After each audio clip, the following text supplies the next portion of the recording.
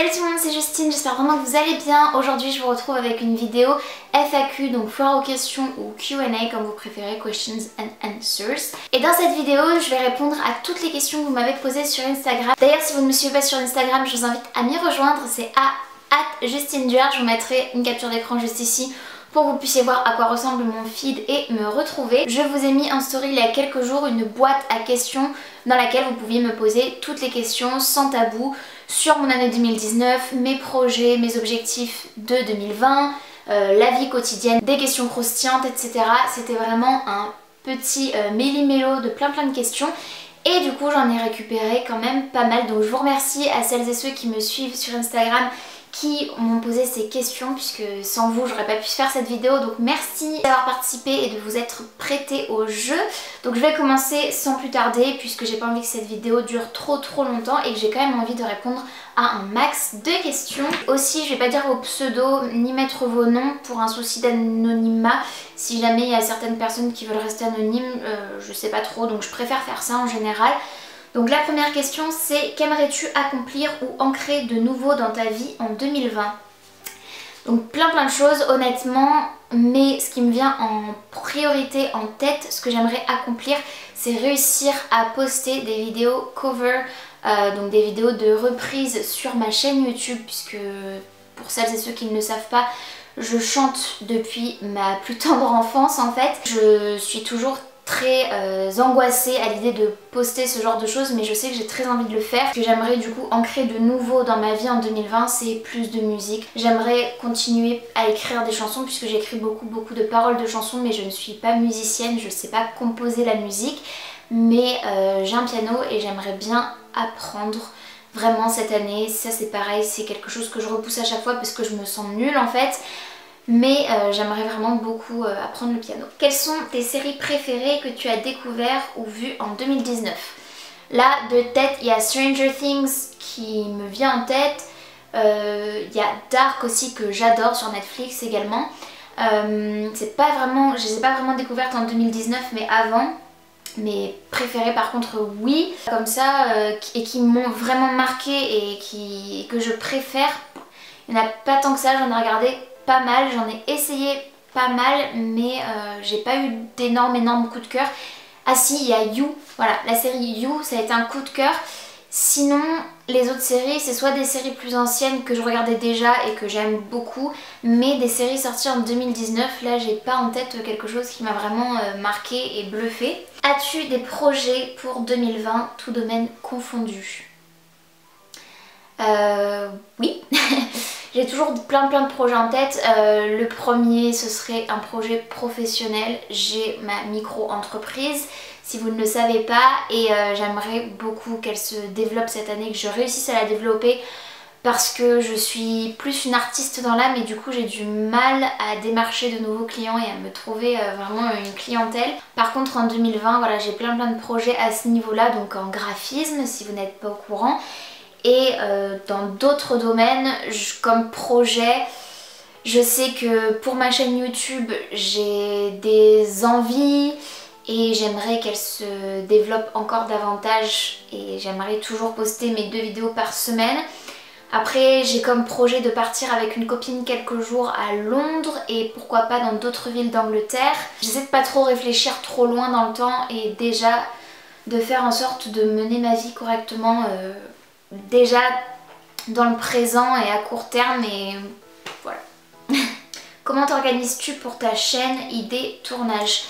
Tout simplement, ça dépend des vidéos. Quand ce sont des vidéos par exemple en collaboration avec des marques, tout simplement je m'organise en fonction de ce qu'ils me demandent. En général il faut que je poste ma vidéo après avoir reçu mon colis sous 7 jours ou sous 2 semaines, donc en général j'organise mon planning de publication de vidéos en fonction de ça pour pouvoir être dans les délais et respecter en fait les dates limites. Les autres vidéos en fait c'est des petites idées que j'ai, que je note dans un carnet et je filme mes vidéos en fait dès que je peux.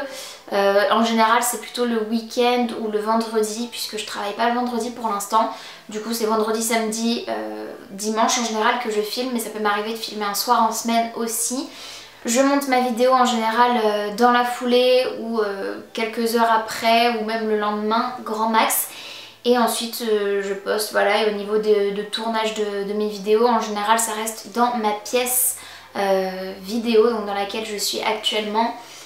Voilà, sauf si je fais des petits vlogs avec caméra emportée et que je pars. Sinon je reste quand même très souvent ici. Tu as combien de budget vêtements par mois? Pour être honnête, pas beaucoup. Je sais que je fais souvent des vidéos haul, mais si vous regardez mes vidéos haul de la dernière année, je pense que j'ai quand même 50% des hauls qui ont été des partenariats avec des marques, donc qui m'ont gentiment été offerts, et donc du coup j'ai dépensé 0 € pour ça et j'en suis très reconnaissante et très fière en même temps, puisque c'est grâce au travail que je fournis et grâce à vous qui me regardez, qui me soutenez, et voilà, je suis très fière de ça. Le reste c'est souvent, vous aurez vu cette année je pense, souvent des haul friperies. En général je m'achète des fringues nouvelles, surtout pendant les soldes, même si là je vais me faire mentir puisque pour ces soldes là j'ai pas de budget du tout pour faire les boutiques. Et en général mon budget vêtements ça tourne entre, enfin quand je vais en friperie par mois c'est 30 €, 50 € grand max je pense. C'est pas énorme, mais comme j'achète plein de petits trucs à des tout petits prix, bah ça fait une quantité assez raisonnable en fait de nouvelles choses par mois. Mais j'ai un tout petit budget puisque j'ai un travail à temps partiel et du coup je gagne pas beaucoup d'argent. Et en plus de ça, il y a eu Noël et en plus de ça, j'ai un chat qui a été blessé et du coup il a fallu payer le vétérinaire. Et vous le savez sûrement, ça coûte très cher, donc il y a des priorités. Mais j'essaie de me débrouiller au mieux pour pouvoir avoir toujours ces petits moments à moi, ma passion sur la mode, et pouvoir vous partager ça sur ma chaîne. Pause. J'ai oublié de vous dire bien sûr que parfois mon budget vêtements est un peu plus élevé, tout simplement parce que au bout de quelques mois j'arrive à emmagasiner un petit peu d'argent avec les pubs sur YouTube et mon compte AdSense. En général au bout de quelques mois j'arrive à avoir 70 €, c'est le palier, et c'est avec cet argent par exemple que j'ai pu faire mon haul Primark, ou bien que je peux parfois me faire des commandes en ligne, ce genre de choses. Donc voilà, j'avais oublié de le mentionner, je préfère remettre les choses à leur place. Tu vas souvent en friperie par souci de l'environnement ou seulement parce que tu aimes chiner et que tu ne trouves pas les vêtements que tu souhaites ailleurs? Je vais souvent en friperie par souci de l'environnement, oui et non. Dans le sens où oui, je vais en friperie puisque je sais que c'est toujours plus écologique et ça aide davantage à préserver l'environnement d'acheter de seconde main et de pouvoir réutiliser des choses qui ont déjà été produites et une énergie qui a déjà été gaspillée pour créer ces vêtements là. C'est quelque chose qui me fait pas mal réfléchir ces derniers temps, ces derniers mois, et avec mon chéri on prend pas mal de recul là-dessus et on essaye de faire de notre maximum pour être le plus éco-friendly possible. Mais je vais aussi en friperie parce que j'ai toujours adoré acheter de seconde main, tout simplement parce que j'aime bien le vintage, j'aime bien que ça ait été déjà porté, j'aime bien que ça ait un peu vieilli, que ce soit plus forcément hyper tendance et que du coup je me retrouve pas à porter les mêmes fringues que tout le monde. Ces deux raisons là pour lesquelles je vais en friperie, tu les as bien remarquées. Et voilà, je vais pas vous mentir et vous dire que c'est que pour l'environnement, parce que j'achète aussi chez H&M, chez Bershka, chez Zara, chez Primark, ce genre de choses, mais vraiment beaucoup moins souvent et beaucoup moins qu'avant aussi. En plus de ça, voilà, vous cassez pas votre tirelire, et moi personnellement, comme je vous le disais, j'achète beaucoup en friperie et du coup, comme j'ai un petit budget, c'est super cool aussi de pouvoir m'acheter plusieurs choses plutôt qu'une seule chose avec un budget de 30 ou 50 €. Voilà. Est-ce qu'il t'arrive de prendre des réflexions dans la rue suite à tes tenues? Bisous, bisous à toi. Non. Et quand j'habitais à Paris, j'ai eu des réflexions, mais des réflexions plutôt gentilles, de gens qui venaient me féliciter sur telle ou telle pièce que je portais. Voilà, c'est toujours assez agréable. Ça dépend comment c'est amené, mais en général c'est flatteur. Sinon, non, j'ai pas pris de réflexion là où j'habite dans le sud. Je pense que la mentalité est un peu plus fermée que dans des grandes villes, mais en même temps j'ai jamais de réflexion, vraiment. Peut-être des regards parfois un peu de haut en bas, mais rarement quand même, et pas de réflexion. As-tu des projets de mariage ou d'enfant? Pas du tout, pas du tout, pas du tout. Je ne souhaite pas être maman et je ne souhaite pas avoir d'enfant, et avec mon chéri on est sur la même longueur d'onde. Donc pas de projet de bébé. Et pour ce qui est du mariage, ça fait seulement 2 ans qu'on est ensemble, donc c'est pas du tout d'actualité.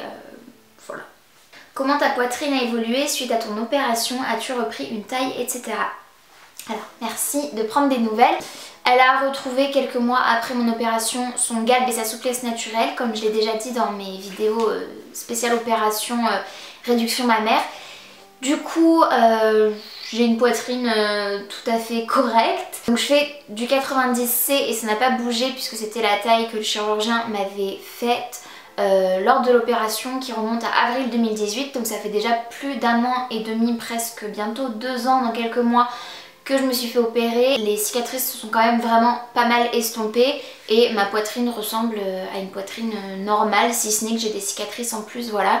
Mais hormis ça, j'ai pas repris une taille de bonnet ou quoi que ce soit, et heureusement. Le métier de tes rêves, comment te vois-tu dans 10 ans? Ton plus grand rêve, réalisable ou non?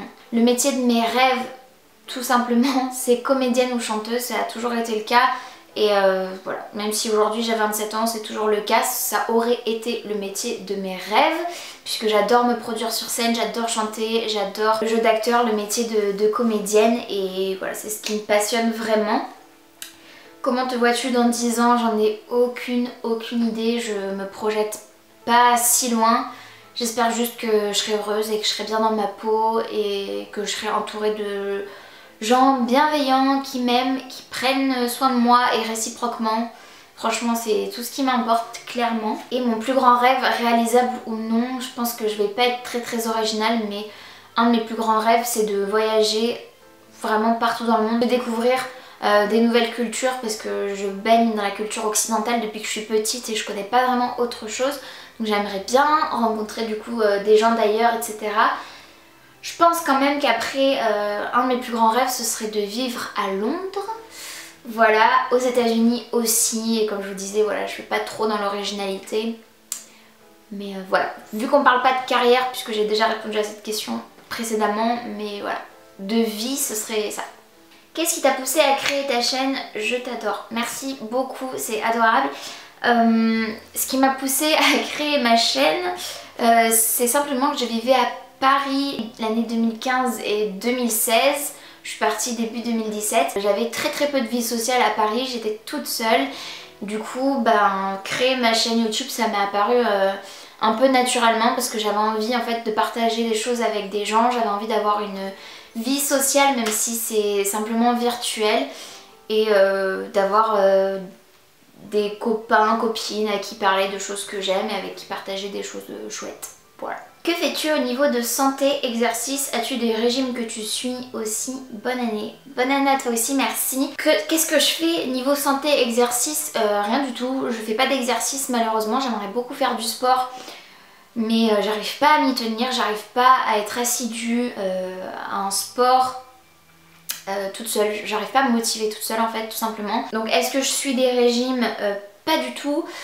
Je mange ce que je veux, j'essaie de pas grignoter par contre, mais ça c'est une habitude, et j'essaie de manger équilibré, de pas manger trop gras, trop sucré, trop salé et tout, même si je me fais quand même très plaisir et que souvent je réfléchis pas 30 000 ans à ce que je dois manger ou ce que je dois pas manger, parce que je sais que j'ai eu des troubles alimentaires étant plus jeune et du coup j'ai pas envie de retomber dans ces travers. Et niveau santé, je ne fume pas, je ne bois pas d'alcool et je ne me drogue pas, donc je pense que c'est déjà pas mal et ça me permet d'être en bonne santé. Et enfin la dernière question, c'est coucou Justine, tu pourrais nous parler de ton métier?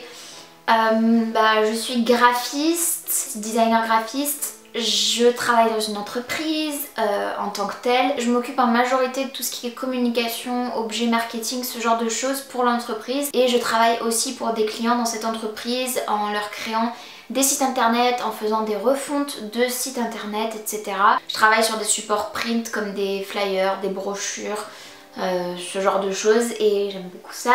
Et pour mon activité personnelle, donc ma micro-entreprise, en fait à la base je suis plus axée print, donc tout ce qui est imprimable, donc flyers, cartes de visite, affiches, brochures, ce genre de choses. Mais je fais aussi des supports web, comme je vous disais, des sites internet, ce genre de choses. Plein de petites choses, mais voilà. Je sais pas trop quoi dire de plus, donc je vais m'arrêter là. J'ai pas envie de vous barber. Je suis en train de monter la vidéo et je viens de m'apercevoir en récupérant toutes les captures d'écran des questions que j'ai eues, que j'en ai loupé une, et du coup une question à laquelle j'ai pas répondu quand j'ai filmé ma vidéo. Du coup je vais y répondre très rapidement ici. Donc la question c'est What was the best of 2019 for you? Donc quel a été le meilleur de l'année 2019 pour moi? Donc il y a 3 grandes choses, je vais te dire. La première, c'est qu'on m'ait donné ma chance en tant que graphiste dans une entreprise et du coup ma première réelle expérience professionnelle payée. Donc voilà, ça c'est super cool. La deuxième chose, c'est que j'ai repris le théâtre. Donc si vous ne le savez pas, j'ai fait plus de 7 ans de théâtre entre des clubs, des options au lycée, à la fac, ma spécialité, etc. Du coup j'ai repris depuis septembre un atelier théâtre adulte, donc je suis trop contente.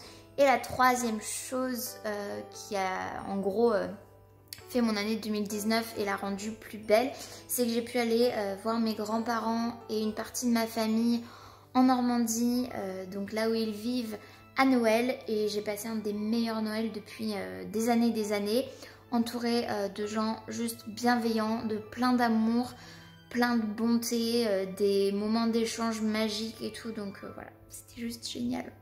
Donc en tout cas, j'espère que cette vidéo vous aura plu, c'était intéressant, je pense, en tout cas j'espère. C'est des questions auxquelles je n'avais pas répondu je crois dans mes précédentes FAQ. Donc voilà, si ça vous a intéressé, n'hésitez pas à me le dire en commentaire. N'hésitez pas du coup à liker la vidéo ainsi qu'à vous abonner à ma chaîne si ce n'est pas encore fait et activer la cloche des notifications pour être tenu au courant de tout ce que je poste. Et en attendant de vous retrouver dans une prochaine vidéo, j'espère vraiment que vous allez bien et je vous fais d'énormes bisous. Salut!